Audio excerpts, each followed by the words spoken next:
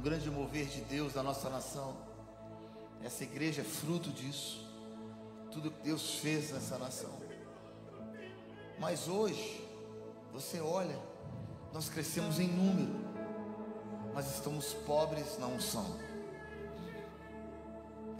Nós somos grandes em movimentos, mas somos fracos em princípios e no poder de Deus. Nós precisamos desesperadamente de um avivamento. Mas enquanto a gente achar que está tudo bem, enquanto a gente achar como nação que está tudo ótimo, está bom demais, está faltando lágrimas na nossa nação, está faltando choro, está faltando desespero, de você bater a mão no seu peito e dizer: Jesus. E o texto que Deus me colocou no meu coração foi o texto de 1 Samuel capítulo 1, quando Deus pega uma mulher chamada Ana. Deus pega uma mulher chamada Ana e coloca dela um desejo. Deus coloca dentro de uma mulher um desejo de gerar um profeta. Mas na verdade ela não queria dar um filho, ela queria dar à luz a uma voz. Ela queria gerar um movimento. E tudo aquilo que você olha ao seu redor, porque quando você olhava ao seu redor, Eli, que era o sacerdote, você olhava a nação de Israel, você via caos, você olhava para as pessoas, você via infidelidade, você olhava para os filhos do pastor, os filhos de Eli, você via pessoas, Ofiné e Finéias, que eram os seus nomes, comendo do produto da terra, comendo do produto da unção, posso dizer assim, do sacrifício, tomando a sua parte e se prostituindo à porta do templo, e nada acontecia. Por que Deus não se manifestava? Por que não vinha um raio do céu e matava aqueles filhos? Por que não acontecia? Porque por muito menos Deus se manifestava. Simplesmente porque não havia voz profética. E quando não há voz profética, não há manifestação da glória. Quando não há um movimento profético vibrante, real numa nação, você faz o que você quiser no púlpito e nada acontece. E as pessoas acham natural. As pessoas perdem o temor. As pessoas vivem como se está tudo bem. Tudo bem. E aí o caos aparece. É o último recurso de Deus, meu irmão. É o último recurso de Deus para falar para uma nação, é o caos. Você acha que Deus gosta de trazer perseguição? Você acha que Deus gosta de ver seus filhos sofrer? Eu sou pai, não sou nordestino, né? Sou mineiro, mas eu tenho 4 filhos. Eu não gosto de ver nenhum dos meus filhos sofrendo, mas já teve momentos que eu tive que corrigir. Você sabe qual é o pior juízo de um Deus para uma nação? Imagina o pior. Imagina o pior.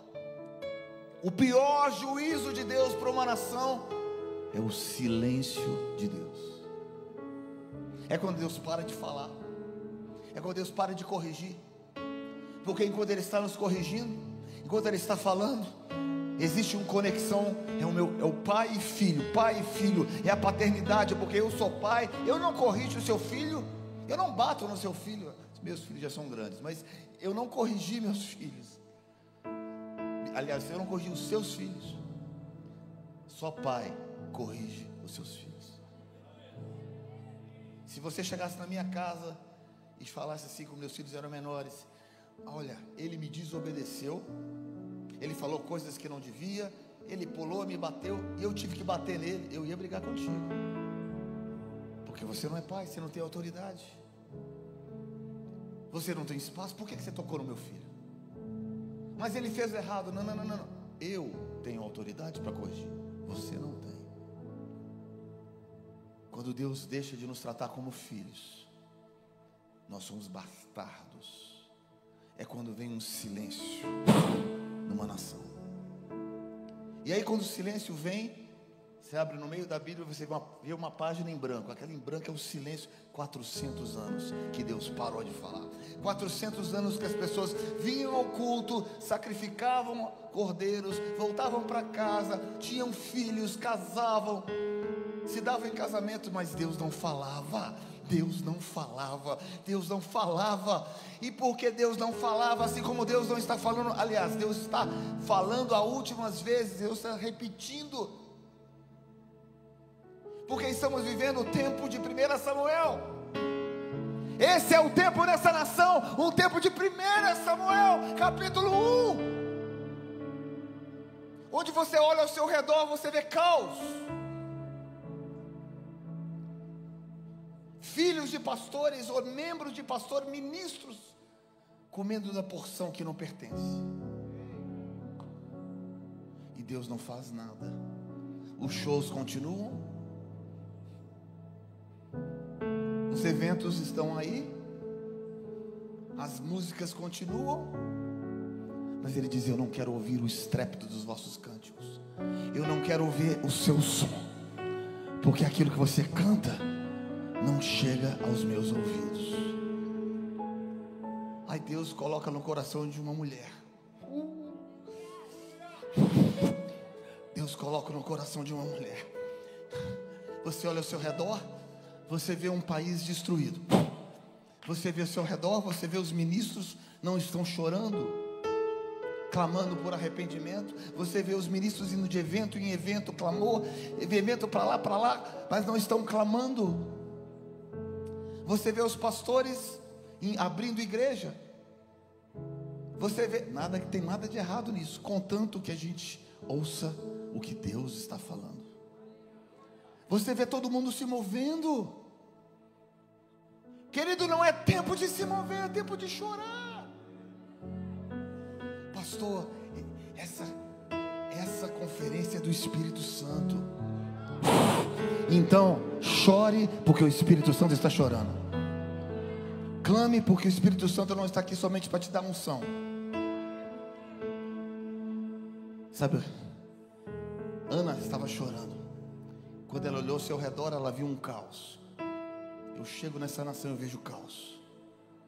Ah, pastor, o caos só está na política. É aquele cara que está sentado ali, fazendo coisa errada. Não. Cada um tem um governo que merece. A igreja tem a chave. Nós temos um governo como está. Nós temos um supremo como está. Pastor, não toca nesse assunto. Não.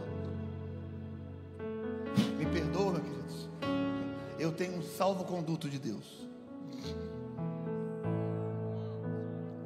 Preste atenção.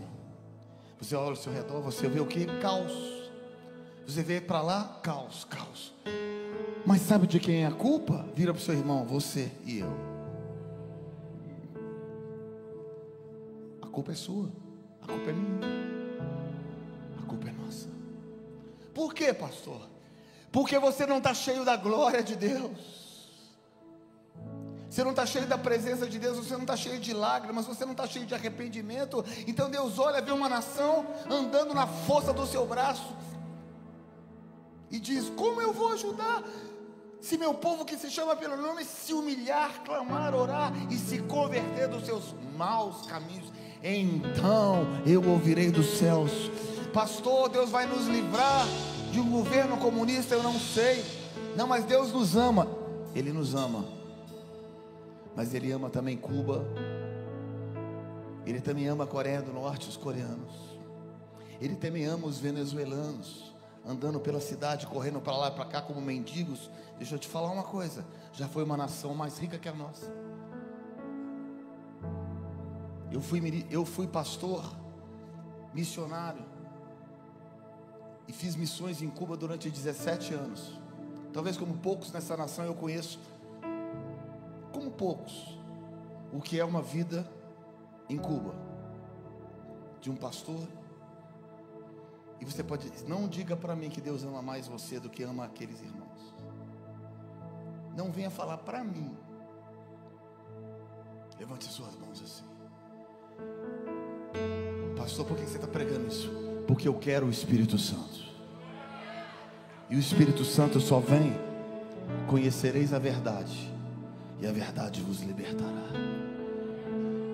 Você olha ao seu redor. Ana olhou ao seu redor e viu um caos, um caos, um caos. A gente olha ao seu redor, não é tempo de você se alegrar, é tempo de você chorar, meu irmão. Talvez o futuro dessa nação está nas nossas mãos, desses jovens aqui, ó, sabe, dos seus filhos, dos seus netos, e você está sentado assistindo, e Deus está dizendo: não, levante a sua mão, seja cheio da presença de Deus, seja como Ana. Ana começou a clamar, Ana começou a desesperar, ela disse: Senhor, me dá um filho. Ana não queria um filho, ela queria uma voz. O Brasil precisa de voz. O Brasil precisa de uma voz. Aí sabe o que acontece? Eucana, que é o seu marido, está em 1 Samuel, depois você pega lá, porque 1 Samuel diz que ele não entendia. Você não me entende? Realmente você não entende aqueles que são os parteiros da voz. São aqueles que geram uma voz. Eles têm um desespero no seu coração. Levante a sua mão e fala: Deus, me dá esse desespero essa noite. Me dá um desespero, porque Ana começou a desesperar. Ela olhava de um lado para o outro. Eucana falou: eu não sou melhor do que 10 filhos. Ela disse: você é, mas Deus colocou algo dentro de mim. Deus quer abrir a sua madre. Levante as suas mãos aí. Deus quer abrir a sua madre essa noite. Deus quer romper algo diferente. Eu já experimentei de tudo. Não, agora você vai gerar algo. Levante as suas mãos, comece a orar, queridos. Você vai começar a gerar um filho. Você vai começar a gerar algo.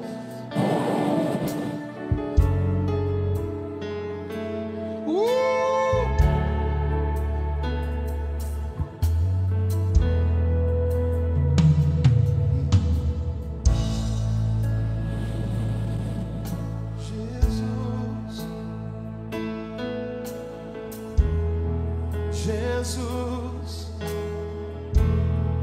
Tu és tudo que eu mais quero.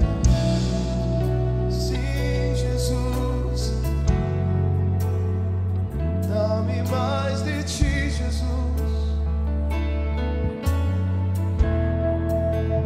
Não tenho nada além de Ti. És mais que tudo que sonhei, tudo que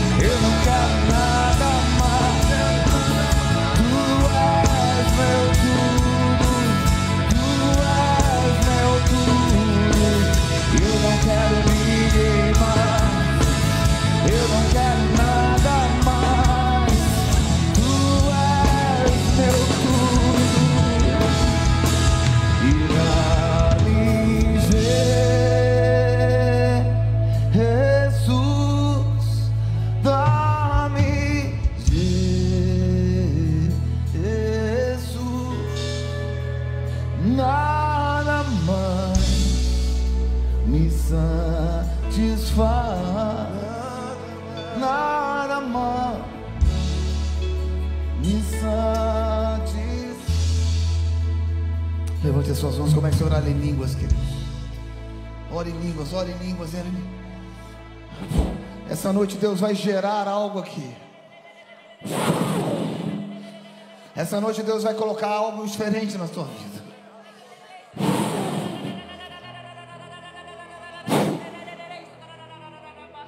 Tem uma voz profética nascendo nessa nação.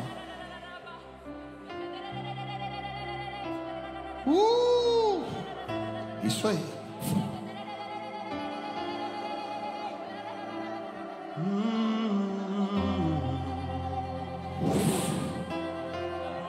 Cria em mim, ó Deus, um puro coração.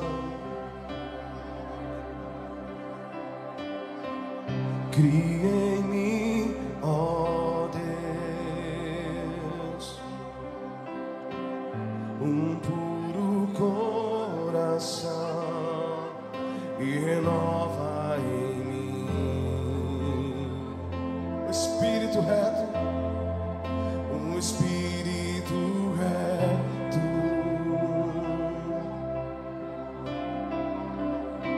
Cria em mim, ó Deus, cria em mim, ó Deus, um puro coração, um puro coração, e renova em mim, e renova em mim um espírito reto, um espírito reto. Não afaste de mim a tua presença, não afaste de mim tua presença, a tua presença. Não retires de mim o teu Santo Espírito, não retires de mim o teu Santo Espírito, o teu Santo Espírito. Não afaste de mim a tua presença, não afaste de mim a tua presença. Cava em mim, cava em mim um lugar pra ti, um lugar pra ti. Yeah. Cava em mim, cava em mim um lugar pra ti, um lugar pra ti.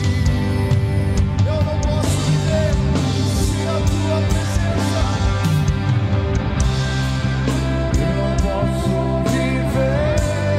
Eu não posso viver sem o teu Santo Espírito.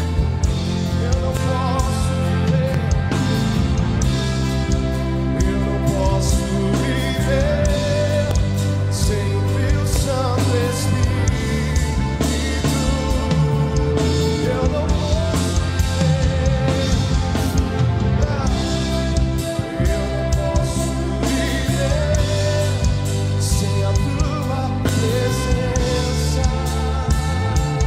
Oh Deus, eu não posso viver. Eu não posso viver sem o teu Santo Espírito.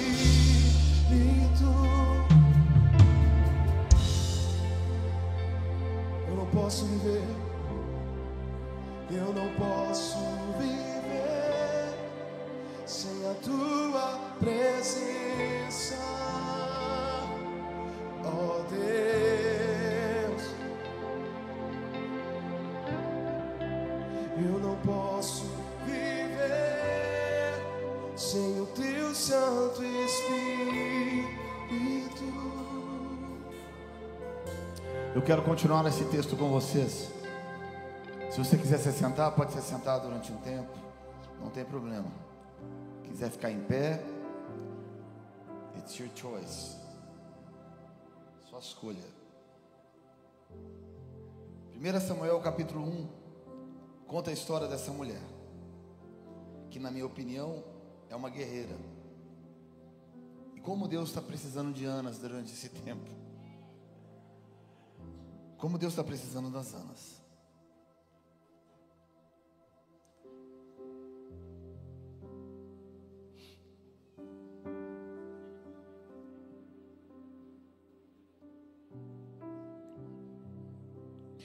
Diz aqui que no dia em que Eucana oferecia sacrifício, ele dava porções à sua mulher, Penina, e a todos os filhos e filhas dela. Mas Ana dava uma porção dupla, porque a amava. É aquela coisa, queridos, aqueles que tocam o coração de Deus têm livre acesso a revelações e a palavras, a lugares que normalmente uma pessoa comum não entra. Você pode pensar, puxa, mas será que Deus tem especiais? Não, não é que Deus tem especiais. É que Deus entende o coração das pessoas. E Deus vê o coração daquelas pessoas. E a Bíblia diz que ele oferecia sacrifícios. E existia uma porção. Levante as suas mãos assim. Fala, Jesus, me dá uma porção dobrada. Um óleo fresco. Me dá uma porção do teu Espírito Santo. Meu Deus. Porque a amava. Você pode pensar assim, Deus a amava, mas a grande verdade é que Deus ama todos, mas nem todos conseguem desfrutar do amor dele, nem todos conseguem entrar numa atmosfera e num espaço de intimidade como algumas pessoas. A Bíblia fala no Novo Testamento, João dizia, eu sou o discípulo quem Jesus ama. Então Jesus não amava os outros? Não, Jesus ama todos, mas ele entendeu o amor de uma forma diferente. Então nós podemos receber de Deus uma porção diferente do seu irmão, porque você acessa lugares especiais. E aí que está a questão. Existem acessos a lugares especiais. Meu Deus do céu. Sacode o teu irmão do teu lado e fala assim, existem acessos a lugares especiais. E aí você para e pensa, o que acontece nesses lugares? Revelações dos céus, um toque de Deus. Deus te leva para lugares, como disse Paulo, eu subo até o terceiro céu e escuto palavras que ao homem não é lícito. Quer dizer, você é tocado e você é marcado. Diga para o teu irmão, somente quem é tocado pode tocar. Somente quem é marcado pode marcar. Somente quem foi inspirado, inspira.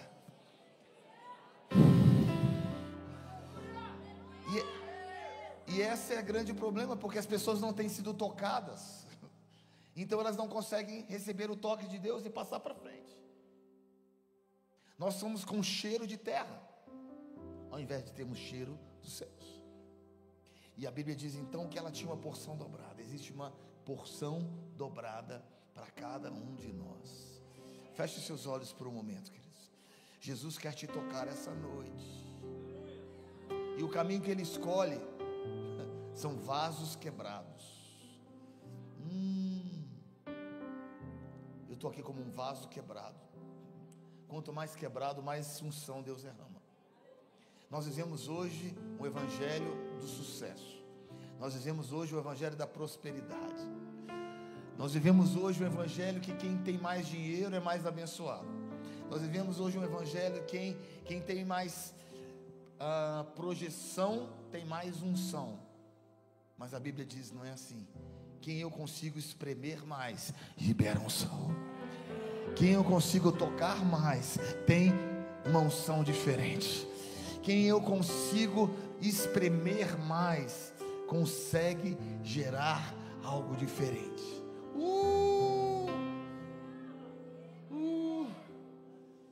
Acho que você não está me entendendo, queridos.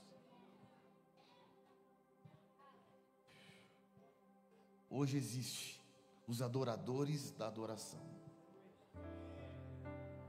Que isso, pastor? São aqueles que adoram a música. É possível adorar a adoração e não adorar aquele que é adorado. É possível, preste atenção, você contemplar uma música, contemplar o talento das pessoas e não entender que não é ele ou a música, mas é aquele que está por trás, inspirando as pessoas. Por isso existem hoje os adoradores da adoração. Existem aqueles que não foram tocados, mas querem tocar. Aqueles que nunca receberam uma unção, mas querem liberar uma porção. Sabe? E Deus está dizendo: onde estão aqueles que entram naqueles lugares especiais de Deus? Só que para você entrar nesses lugares, a Bíblia diz, você tem que estar morto. Você tem que estar morto. Você não pode estar vivo. A Bíblia diz que uma vez ao ano o sacerdote entrava. E quando ele entrava, ele tinha uma cordinha e um sininho que estava sempre movimentando, porque eles sabiam que se ele carregasse um pecado, ele morria instantaneamente na presença de Deus, porque existia temor. Aonde está o temor de Deus sobre nós? E sabe de uma coisa? É tempo de entrar nesses lugares, mas as pessoas não querem entrar mais. Sabe por que as pessoas não entram mais? Porque elas estão tão distraídas com as luzes. Sabe, aquilo que era para ser somente uma ferramenta se tornou um instrumento de adoração. Aquilo que Deus queria entregar ao homem, talentos, canções ou arte, se tornou um objeto de culto. E Deus está removendo esses dias. Ele vai fazer isso. Voltando ao texto de Ana, a Bíblia fala que ela gerava, ela amava, ela sabia aquilo que ela queria. O grande problema hoje é que o Brasil não sabe o que quer. Nós não sabemos se nós queremos igreja grande, igreja pequena. O problema não é igreja grande ou igreja pequena. O grande problema, tem a presença de Deus na igreja? Tem a presença de Deus na igreja? E aí é a grande verdade. O Senhor está procurando, fecha os seus olhos aí. O Espírito de Deus está percorrendo toda a terra, procurando aqueles cujo coração é totalmente dele. Essa é a questão. Seu coração é totalmente dele, meu irmão. Seu coração é totalmente dele.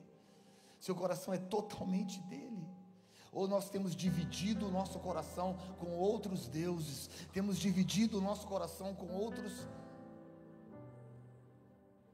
Os olhos do Senhor estão aqui, sabe, porque Deus está precisando de Anas.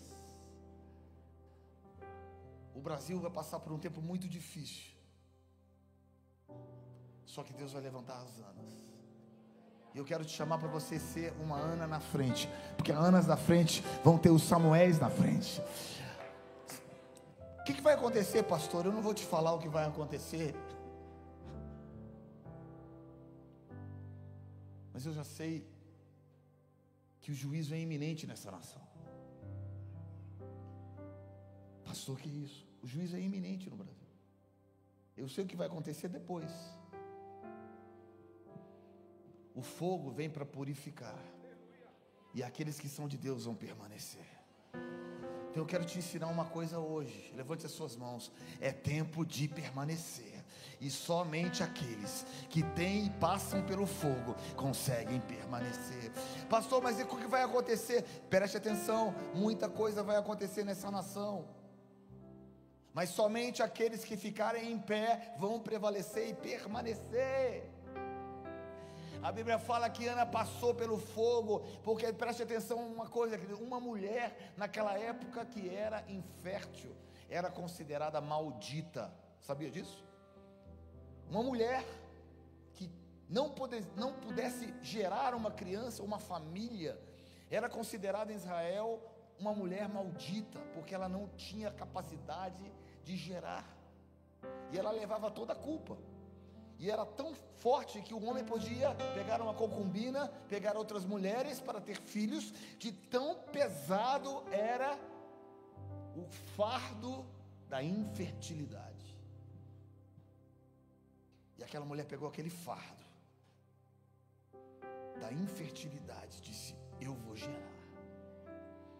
Eu olho para mim e vejo essa condição, mas Deus quer que eu gere. E à medida que ela gerou Samuel.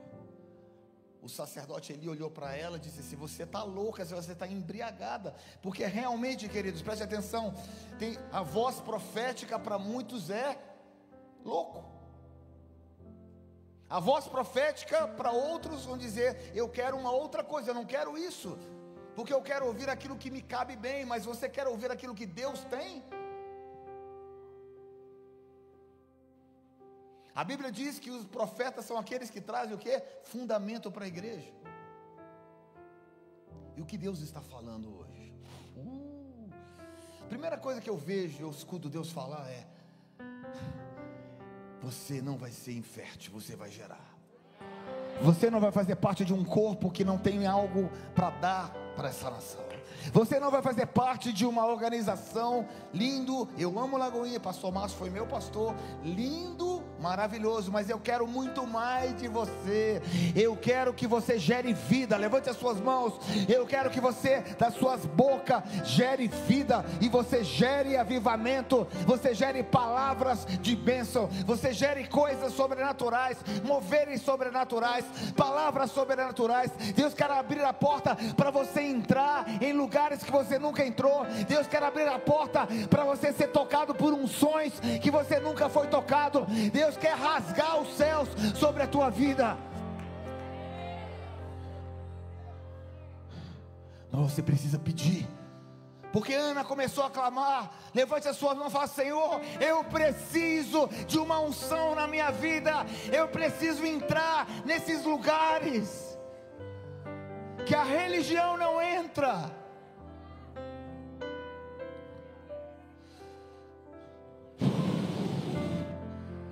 Isso se chama fome. Fome. Fome. Fome. A nação está sem fome. A nação está sem fome. A nação está sem fome.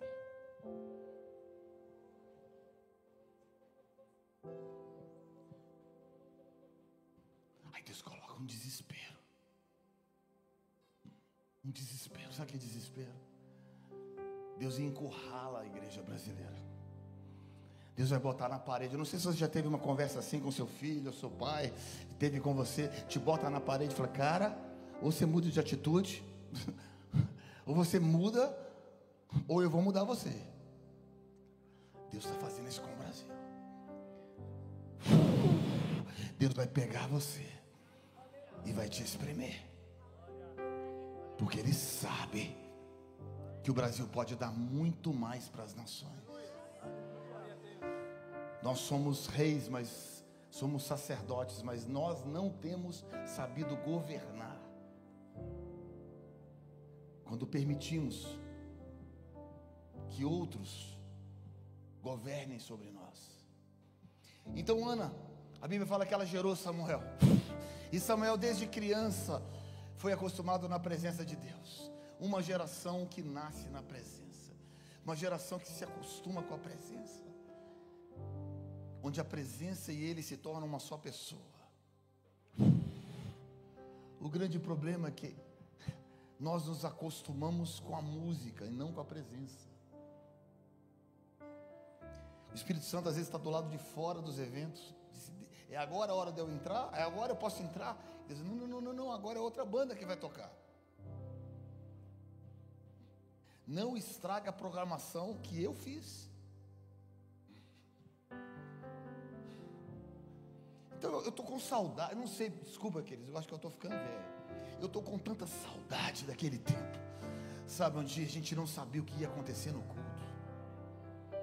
Eu estou com saudade daqueles cultos, eu não sei, sabe, onde a gente sabia a hora de começar, mas não sabia a hora de acabar. Mas não é enrolar o povo para ficar até mais tarde, é porque a presença de Deus era tão forte, tão presente, que a gente era cheio de Deus, era cheio da presença de Deus.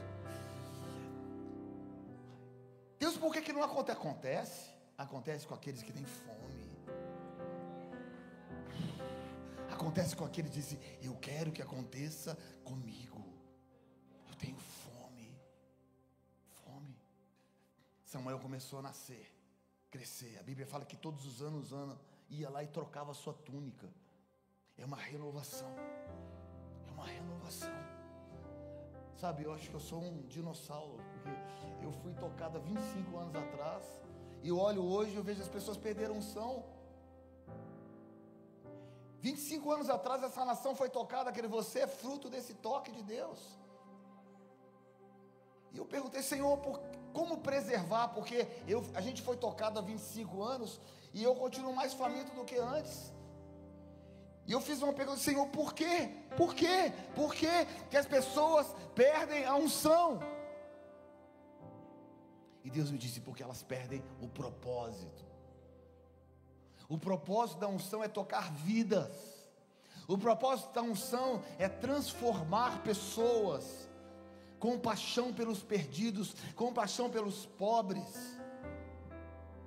E a unção se tornou um objeto de sedução. Aí o avivamento cai, porque o homem se torna o centro. E uma vez Deus falou comigo assim: Ricardo, é no subir tão alto com uma mão, você vai ver coisas grandes comigo, e no descer tão fundo, você vai tocar aqueles que ninguém quer tocar, que você se parece comigo. Então eu tinha, no auge do ministério, Deus falava assim: larga tudo e vai lá para a África. Não tem agenda esse mês, não tem oferta, paga a sua passagem e vai para lá. E vai servir a igreja. Aí sabe o que acontecia? Eu ia, achando que eu ia dar alguma coisa, achando que eu tinha alguma coisa. Assim como muitos ministros hoje acham que tem alguma coisa, você não tem nada. A Bíblia fala que nós somos o quê? Pobres e miseráveis, servos inúteis, ele nos compara. Aí quando você chega, paga a sua passagem, vai para outro lugar e vai servir alguém que não tem nada para te dar, não tem nada para te dar. Você olha dentro dos olhos daquelas crianças e daquele lugar. Deus derrama uma unção no seu coração, um amor que não é seu, é derramado no seu coração. Feche os seus olhos, sabe? A única coisa que eu quero essa noite é gerar fome no teu coração, filho. Eu sei que tem mais.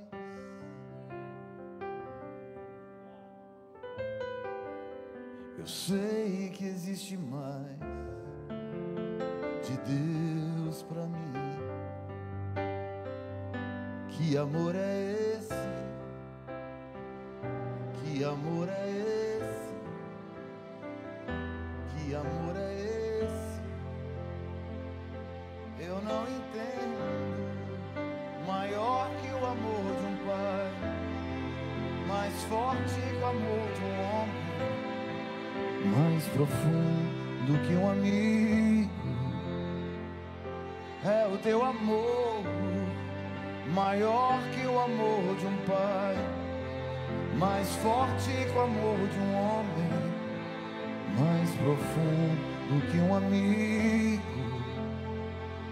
É o teu amor. Que amor é esse? Que amor é esse? Que amor é esse? Eu não entendo. Que conquistou meu coração, ou que quebrou minhas razões, que me esvaziou de mim. Foi o teu amor que conquistou meu coração, ou que quebrou minhas razões, que me esvaziou de mim. Foi o teu amor.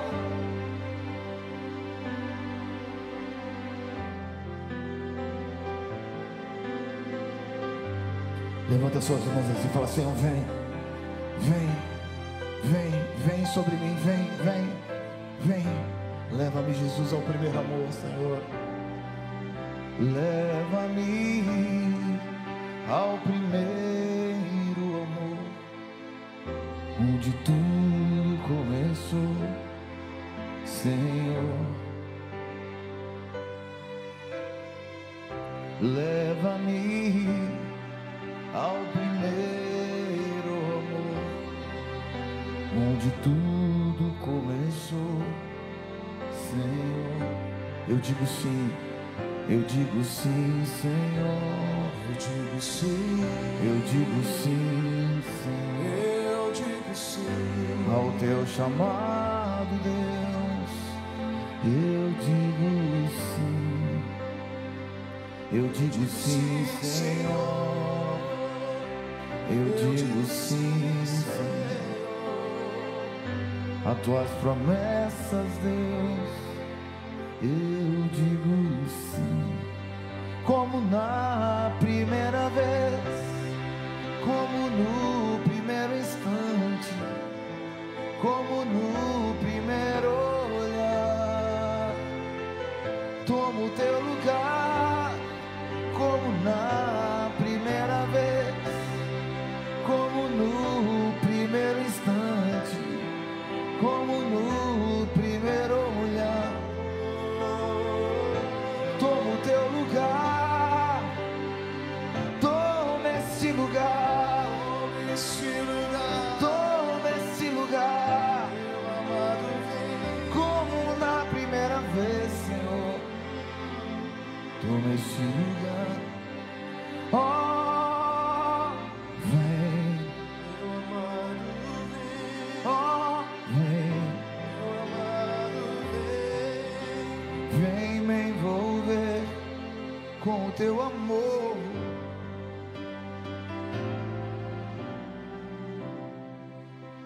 1 Samuel capítulo 2, olha para mim aqui, diz assim: meu coração exulta no Senhor minha força é exaltada. Minha boca se exalta com os meus inimigos. Não há ninguém como o Senhor, não há outro Deus amigo. O que era estéril deu à luz a 7 filhos. O Senhor preserva. A grande verdade é, querido, que Deus quer construir uma história e virar o curso de nações. Em vários momentos da história Deus interviu, em vários momentos da história Deus veio, em vários momentos houve a manifestação da mão de Deus. E ele diz em Isaías: a minha mão não está encolhida para que não possa salvar. Então a grande pergunta é: por que Deus não salva algumas pessoas? Por que Deus não liberta alguns? Por que Deus não toca algumas nações? Por que pessoas não são curadas e outras são? Talvez você pergunte isso. Não é porque a sua mão não está encolhida, é porque há um ambiente maligno sobre uma nação. Há uma atmosfera pairando sobre povos. E essa atmosfera, quem liberou foi o próprio povo. A autoridade foi dada de Deus para os homens. Vou te dar um exemplo. No ano de 2010, Deus me levou a uma nação chamada Haiti, pela primeira vez. 3 meses antes tinha acontecido um terremoto. Quantos lembram disso?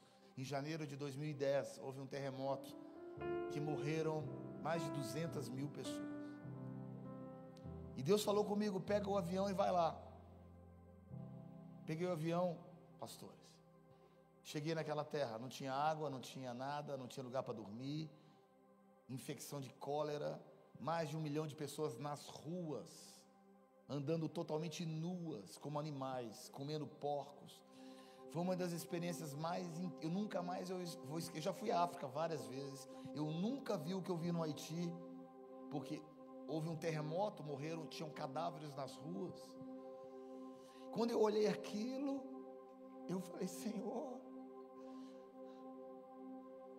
isso não é humano. E Deus me disse: eles construíram e deram autoridade às trevas para esse lugar.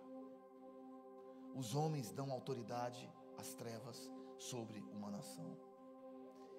E nós começamos a clamar, a chorar. E eu falei: Deus, não tem esperança nesse lugar. não há esperança neste lugar, não tem como fazer alguma coisa. E eu me lembro que tinha um grupo de, naquela época, 2008, eu lancei essa canção, Que Amor é Esse? E nós estávamos em plena canção, aí eu chamei os líderes e ensinei essa canção. A gente cantou mais ou menos assim, ó, sumiu. Diz assim: Je sais qu'il y a un cœur, je sais qu'il y a un cœur de Dieu pour moi, qu'il est cet amour, qu'il est cet amour, qu'il est cet amour, je ne comprends pas, je ne cet amour, qu'il est cet amour, qu'il est cet amour, je ne comprends pas. Aí vai. Tinham vários líderes ali. E Deus falou comigo: meu amor pode mudar realidades. Só minha unção, meu amor, como Ana estava amando, como pode gerar uma nova realidade nesse país. Eu me lembro que tinham mais ou menos 100 pastores naquele lugar. Eu ensinei essa canção. E tinha uma garota de uns 8 anos lá, naquele lugar.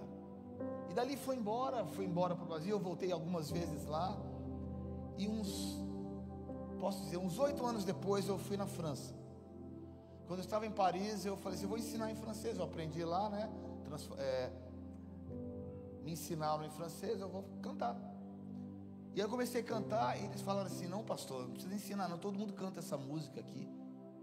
Eu falei: como assim? Todo mundo canta essa música. Você não sabe o que aconteceu no Haiti? Eu? Não. Uma garota, uma adolescente, gravou essa canção. E ela foi para o The Voice Haiti. E ela ganhou. A nação inteira canta essa música.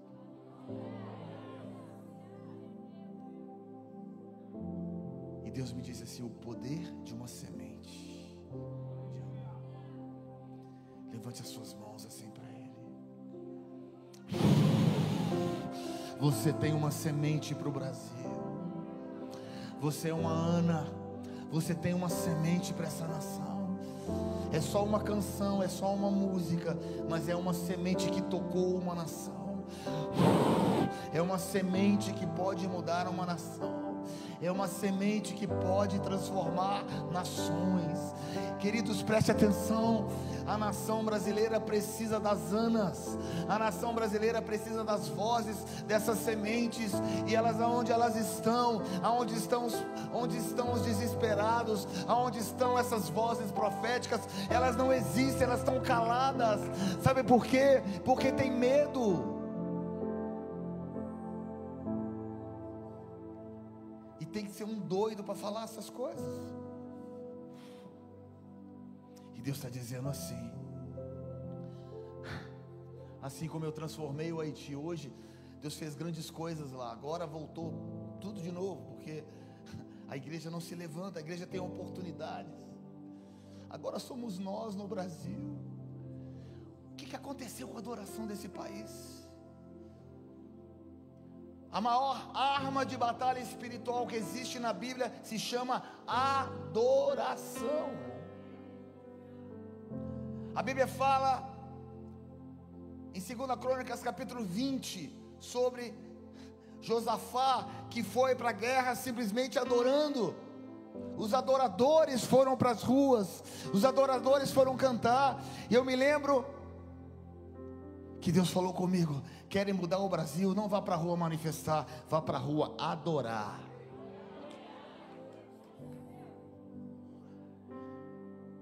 E ali, a cada ano, a cada momento, Samuel crescia na unção. A Bíblia diz que a sua túnica era cada dia maior. Ele ia crescendo, até que ele ouviu uma voz. A primeira coisa que Deus refaz e Deus retoma numa nação se chama ouvir a voz de Deus. Coloca a mão no teu ouvido assim. Deus vai abrir os seus ouvidos aqui.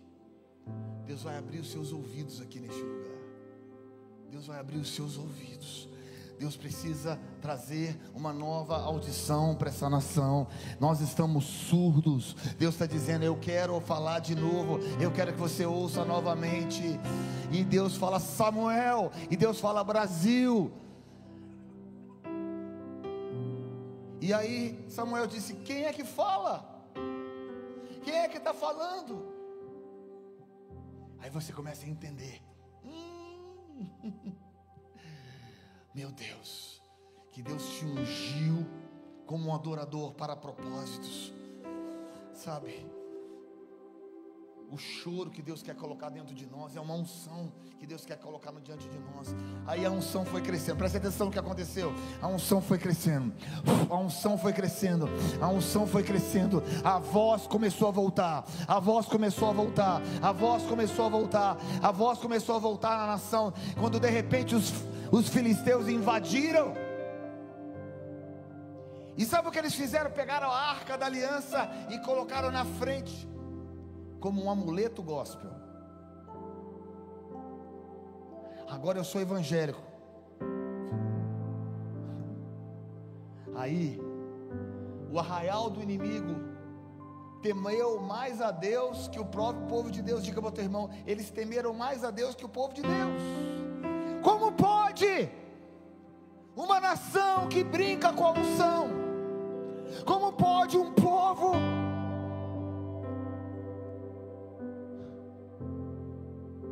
E aí, sabe o que Deus diz? Eu vou ungir os inimigos. Os filisteus foram, mataram todo mundo. E é o momento da troca do sacerdote. Nós estamos vivendo exatamente isso, pastores. Deus vai trocar o sacerdócio dessa nação. Escutem. Quantos pastores nós temos aqui? Levante a sua mão se você é pastor. Deus vai trocar a roupa de cada sacerdote nessa nação. Deus vai trocar o sacerdócio dessa nação. O que significa a troca de sacerdócio? Você vai entender o que significa. Preste atenção. A Bíblia fala que ele era gordo, pesado, sentado numa cadeira. E ele, assentado, quando ouviu falar que a arca foi tomada, ele caiu, quebrou o pescoço e morreu. Sacerdócio gordo significa as estruturas pesadas vão ruir se elas não tiverem a presença de Deus. Acho que você não está me entendendo. Sacode o teu irmão do teu lado e fala assim: você não está entendendo. As estruturas pesadas sem a presença vão cair. O problema não é a estrutura grande, o problema é a falta da presença.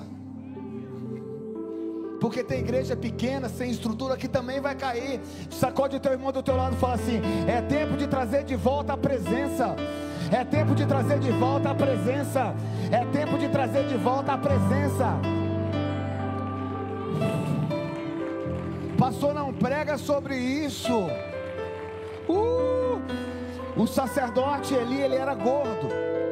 Não tomava mão já não, tava... Ele era gordão. Aí sabe o que aconteceu com ele? Estrutura pesada. Fala, estrutura pesada. Nos próximos meses, não é ano, nos próximos meses, Deus quer uma igreja orgânica. Deus quer uma igreja orgânica. O que é uma igreja orgânica? Uma igreja que se move, uma igreja que vai, uma igreja que ouve. Deus falou, eu faço. Deus mandou para lá, eu vou. Deus falou, faz isso, faço. Deus mandou atravessar a rua, ele vai. Deus é uma igreja que flui, uma igreja orgânica. Uma igreja bem magrinha na estrutura. Segundo lugar, uma igreja, preste atenção, que vê, que enxerga, que sabe para onde está indo. Quando eu olho a igreja, eu vejo as coisas acontecendo. Tem um povo que não sabe para onde está indo. Qual é a visão da igreja? A visão da igreja? Não, querido, qual é a visão profética? O que Deus enxertou nos seus olhos, e você consegue enxergar o reino na sua vida. Onde vocês estavam? Sumiram, foram arrebatados. Preste atenção, querido, uma igreja que enxerga. Sabe como eu vejo a igreja hoje? Como Sansão rodando em círculos, com os olhos furados. Os olhos furados estão andando em círculo. Uma igreja que sabe para onde vai não deixaria um governo como esse.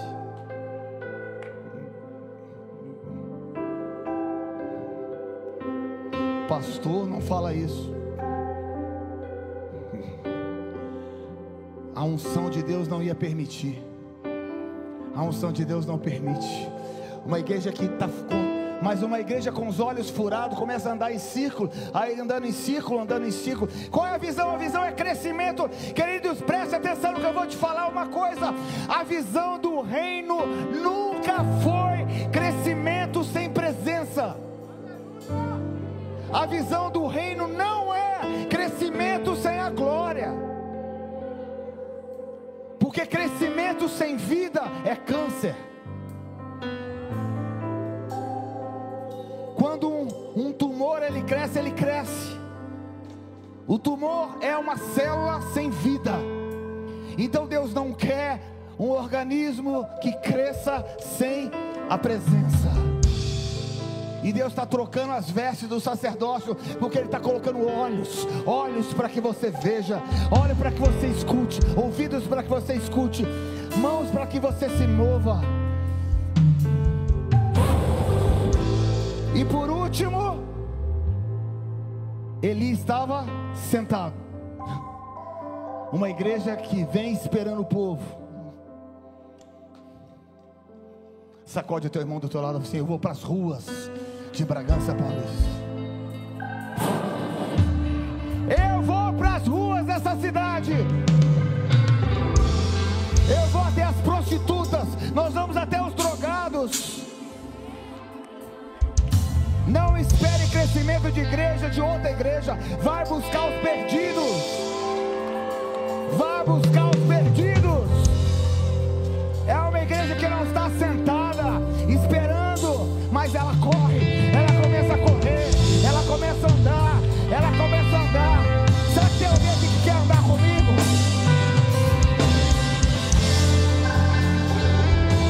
Tem alguém aqui que quer andar comigo?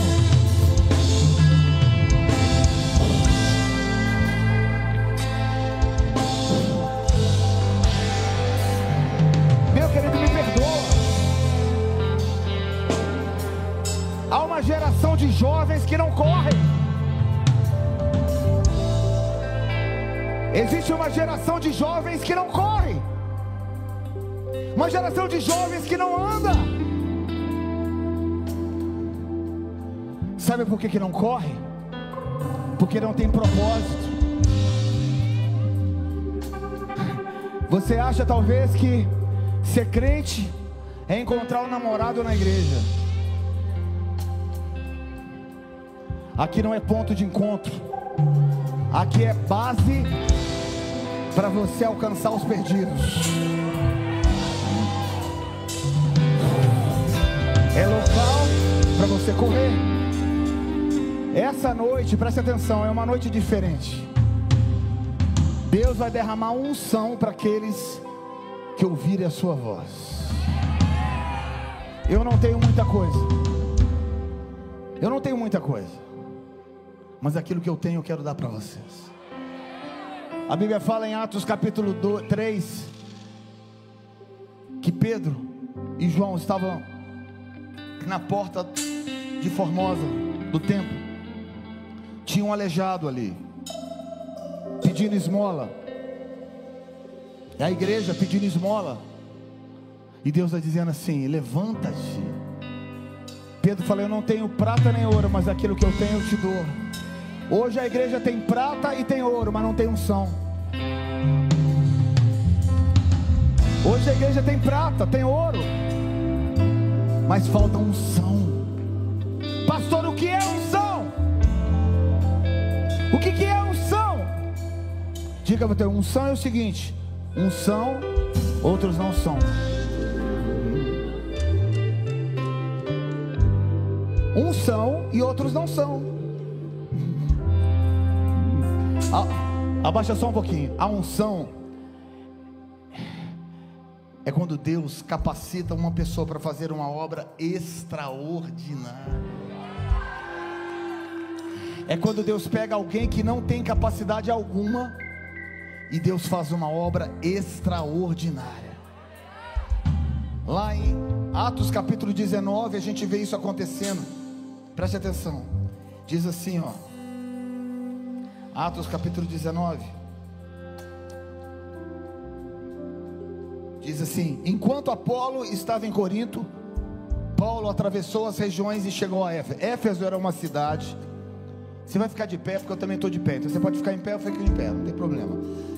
Mas é bom para você acordar. Sacode o teu irmão, é bom você acordar. Porque nós vamos fazer um barulho santo aqui. Mas eu quero que você preste atenção no final dessa palavra. Preste atenção. Enquanto Apolo estava em Corinto, Paulo atravessou as regiões altas e chegou a Éfeso. Éfeso era uma cidade extremamente mística, era um lugar extremamente sensual e comercial, humano. Paulo chega lá e encontrou alguns discípulos. Quer dizer, ele não encontrou muitos discípulos, igual alguns discípulos. Existia uma carência. Por quê? Porque era um lugar, preste atenção, onde a atmosfera espiritual era pesada. Estão para entender? Era um lugar onde eles escolhiam as consequências de um local extremamente pesado espiritualmente. Tá? O que Paulo chegou lá e encontrou? Poucos discípulos. Ele não falou que ele encontrou poucas pessoas. Ele encontrou poucos discípulos. Aqui tem um segredo. Nós temos aqui quantas pessoas, pastor? Umas 400. Temos quantos discípulos? Eu não quero saber quantas pessoas tem aqui. Temos 20 discípulos. Temos 400 discípulos. Só abaixa só um pouquinho, só um pouquinho. Preste atenção nessa palavra que eu estou dando. Éfeso era um lugar extremamente pesado. Por isso, não tinha muitos discípulos. O Brasil hoje é um lugar extremamente pesado. Nós temos muitos crentes, mas poucos discípulos.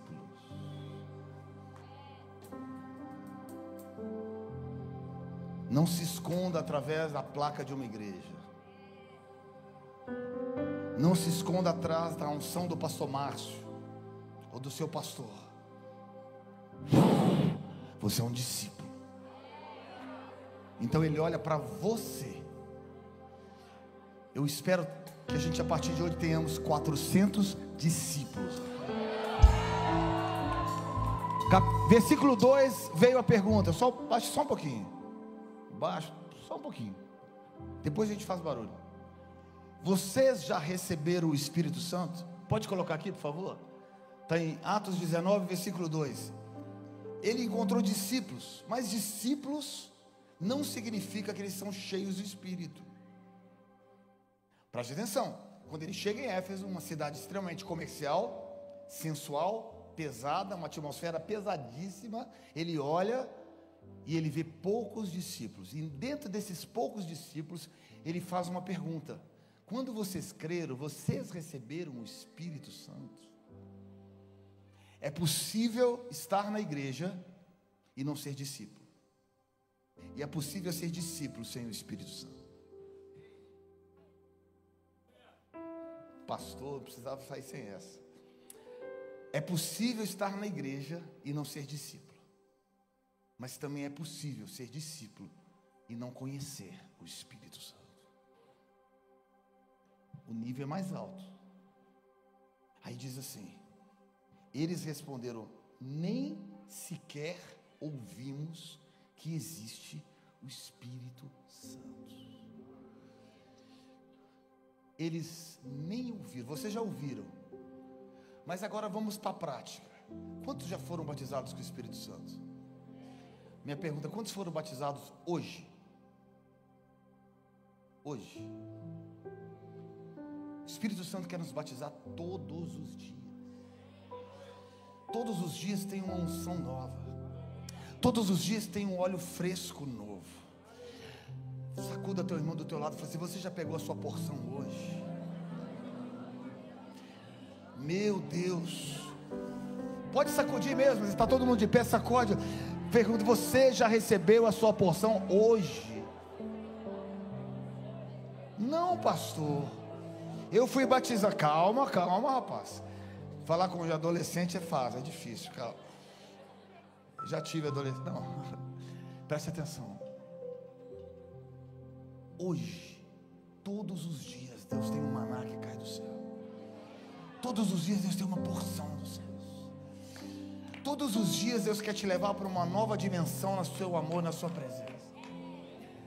O que você viveu ontem não é base para você viver outra. Você tem algo a mais para você. Isso te leva num lugar de contínua fome diante do Senhor. Isso te conduz a um lugar onde você precisa estar abastecido do óleo de Deus. Você está me entendendo essa mensagem? E aí diz assim, vamos lá. Diz: vocês já receberam? Então o batismo, qual batismo? Recebemos só o batismo de João. Arrependemos do nosso pecado, por isso nos tornamos discípulos.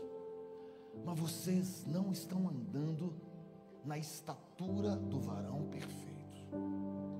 Vocês estão andando abaixo, não porque vocês são más pessoas, mas porque vocês não estão permitindo Deus injetar dentro de vocês o poder do Altíssimo, fazendo vocês andando de uma forma extraordinária. E porque vocês estão andando de uma forma natural e humana, os seus resultados são naturais e humanos. Porque vocês não procuram o toque de Deus todos os dias, os resultados que você tem são simplesmente terrenos. E aí vem um grande segredo. Disse Paulo, não fui eu, foi Paulo. Abra para mim, por favor, aqui. Thank you so much. Disse Paulo, o batismo, onde está? O batismo de João foi um batismo de arrependimento.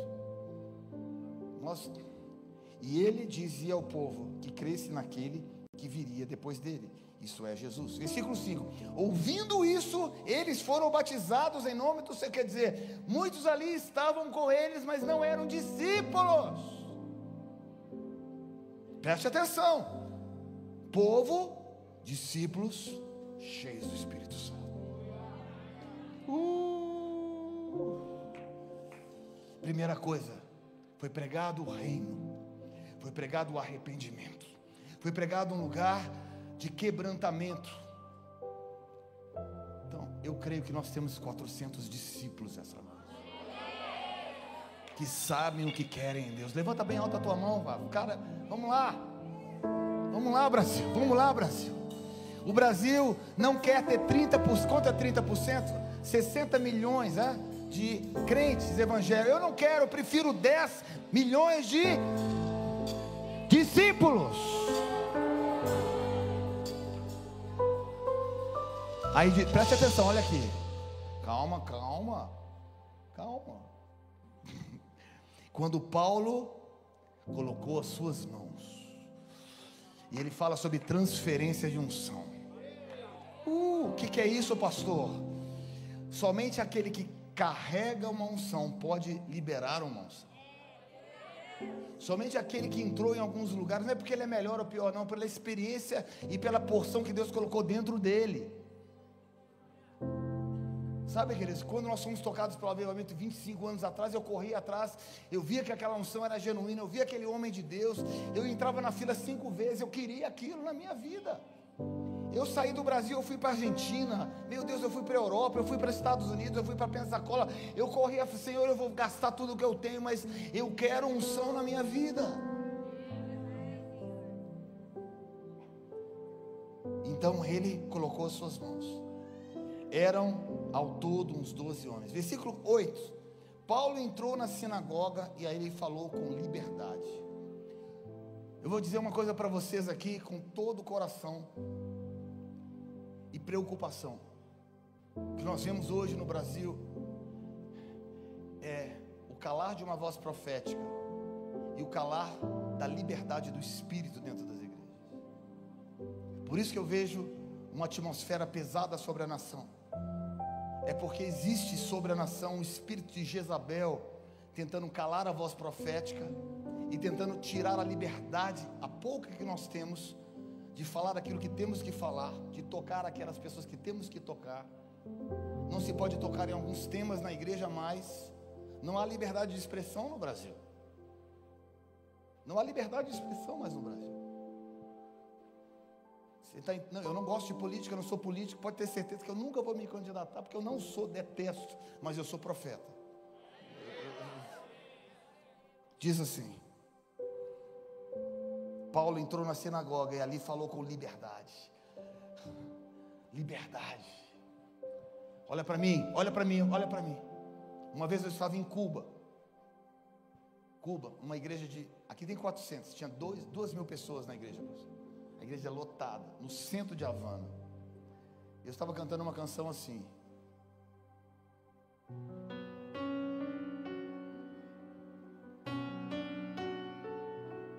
e a liberdade será a canção do meu coração. E a liberdade, e a liberdade será a canção do meu coração.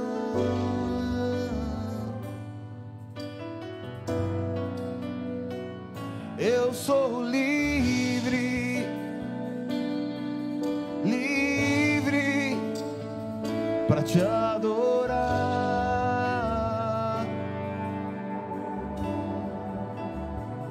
Eu sou livre, livre para te adorar.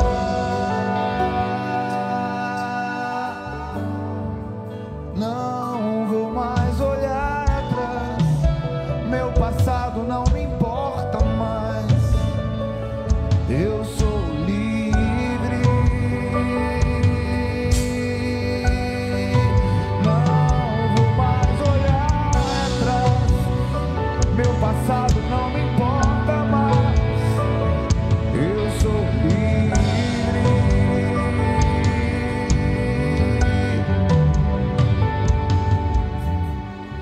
Comecei a cantar essa música, só que em Cuba não se pode falar sobre liberdade. Em Cuba, em cada quarteirão tem uma pessoa que trabalha para o governo, contando as coisas que acontecem naquele quarteirão, para ver se tem algum espião e aquela pessoa é presa. É assim que é lá. E aí eu comecei a cantar, mas eu não, sabe quando você está no espírito? Eu nem lembrei que eu estava em Cuba. Eu estava no reino, mas todo mundo começou a ficar calado. Quando de repente Deus falou comigo: canta mais alto. Comecei a cantar mais alto. Só que aí veio um problema. Um guarda apareceu lá atrás da igreja e começou a caminhar na minha direção. E Deus falou comigo assim: canta mais alto.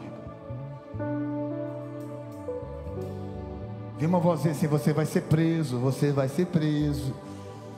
Aí eu falei assim: eu não vou ser não, não vou ser não. Eu vou ser cheio do Espírito Santo. Eu comecei a cantar mais alto, porque quando você está cheio do óleo de Deus, você já pegou um sabonete e tentou pegar, ele escorrega da sua mão? Já pegou alguém que tem cheio de óleo, não consegue pegar? É assim, Satanás não consegue pegar uma nação cheia do óleo de Deus. Satanás não consegue pegar você e não consegue pegar ninguém. Cheio do Espírito Santo. Ele começou a andar na minha direção e eu comecei a cantar mais alto. Não vou mais olhar atrás, meu passado não me importa mais. Eu sou livre. Não vou mais olhar atrás, meu passado não me importa mais. Eu sou livre.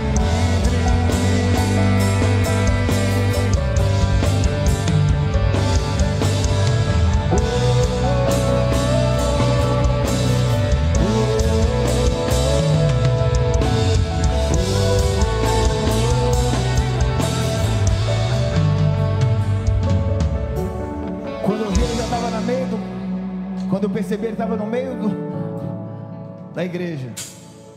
Ele foi chegando na minha direção. Quando ele chegou perto assim, ele se ajoelhou e entregou a vida para Jesus.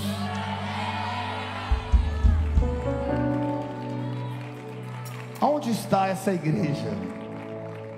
Onde estão esses discípulos que não têm medo? Onde estão esses discípulos que vão dar a sua vida por uma causa? Preste atenção. Paulo entrou na sinagoga e falou sobre o reino de Deus, mas alguns deles se endureceram e se recusaram a crer. Versículo 11, pode abrir o versículo 11, please, verse 11. Alguns deles, porém, se endureceram. Não, 11, 9, 11. E Deus fazia milagres extraordinários por meio de Paulo. Uma igreja que faz milagres extraordinários,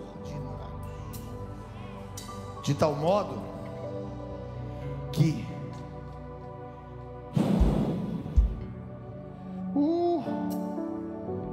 muitos eram curados.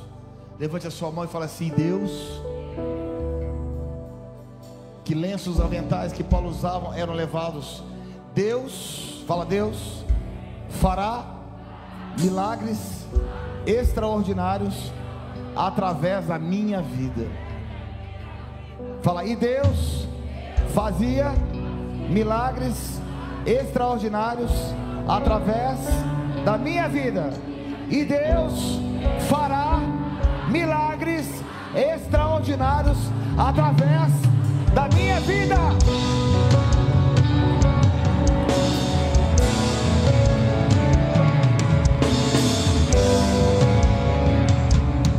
Preste atenção nisso. Aí vem uma pergunta para nós: o que fazer diante de tudo isso? Fome, Deus faz de novo. Faz de novo. Eu queria que você se juntasse a mim. Joel capítulo 2 fala: uma trombeta precisa ser tocada nessa nação. Eu não vim aqui fazer uma agenda, pastor. Eu não vim aqui. Eu vim aqui tocar uma trombeta no Brasil. Tocar uma trombeta. Que trombeta, pastor? Deus precisa de homens e mulheres valentes nessa nação, que vão tocar uma trombeta, que serão cheios do Espírito Santo. Eu quero orar sobre você. Nós vamos orar sobre a sua vida, para que você seja cheio do Espírito Santo. Para que você seja cheio do Espírito Santo. Seja cheio do Espírito Santo essa noite. Seja cheio do Espírito Santo agora. Seja cheio do Espírito Santo.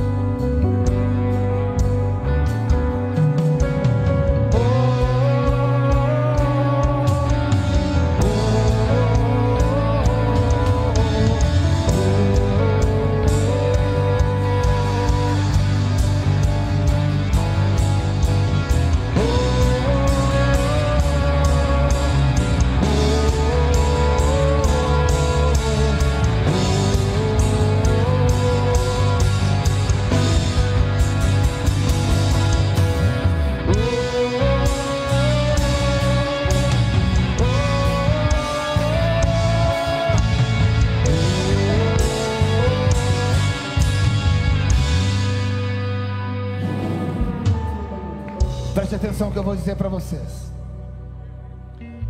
Quando Jericó estava para cair, uma muralha. Quantos acreditam que tem uma muralha que tem que cair no Brasil? Quantos não tem medo de levantar sua mão? Está sendo filmado aqui. Preste atenção. Uma muralha tem que cair no Brasil.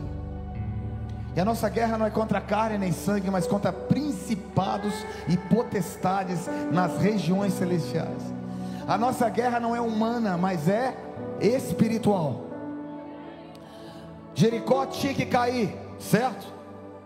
Josué, ele deu 7 voltas ao redor da muralha. Por que ele deu 7 voltas? Por que ela não caiu na primeira volta? Porque na primeira volta só Josué tinha visão. Na primeira volta só ele que entendia que tinha entrado no Santo dos Santos. Na segunda volta, opa, eu carrego a presença. Quando eu abrir a boca, os céus vão gritar comigo. Na terceira volta, mais pessoas se juntaram. Na quarta volta, mais pessoas começaram a entender a revelação. Na quinta, na sexta e na sétima. Um dos componentes, preste atenção, um dos componentes da unção que está em Êxodo capítulo 40 é chamada ônica. Fala comigo, ônica. É um óleo da unção, que é um dos componentes do óleo da unção. E essa ônica, que é esse óleo, é extraído de uma concha. E essa concha, ela contém esse óleo. Mas tem um detalhe: a única forma de se arrancar a única dessa concha é através de um barulho ensurdecedor. Existe uma unção quando o povo carrega e dá um grito para as muralhas caírem.